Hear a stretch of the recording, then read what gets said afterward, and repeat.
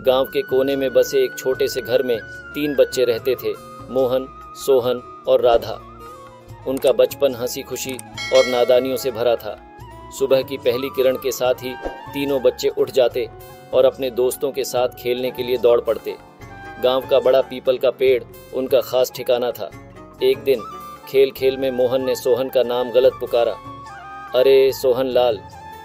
सब बच्चे इस बात पर जोर जोर से हंसने लगे।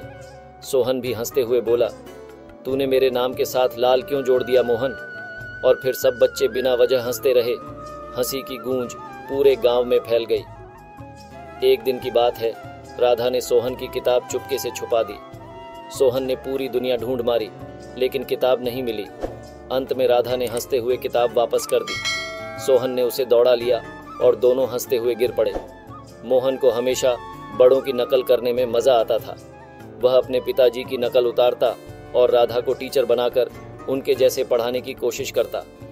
राधा, ध्यान से सुनो, यह गणित का सवाल है, कहकर वह खुद ही सवाल हल करने लगता। बच्चे उसकी अदाओं पर हंस हंस कर लोटपोट हो जाते।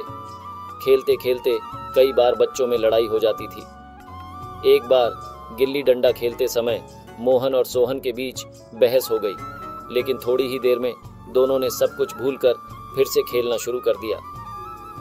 राधा एक दिन स्कूल नहीं जाना चाहती थी।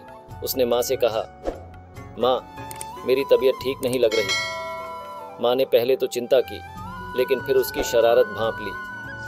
राधा ने आखिरकार अपनी नादानी मान ली और स्कूल चली गई। बचपन का एक और मजेदार किस्सा यह था कि सभी बच्चे सपनों की दुनिया में खो जाते थे। एक दिन राधा ने बताया कि उसने सपने में देखा कि वो एक परी है और सभी बच्चों को जादू से मिठाइयाँ दे रही है। सभी बच्चे उसकी बातों पर विश्वास करते और अपनी अपनी सपनों की कहानियां सुनाते।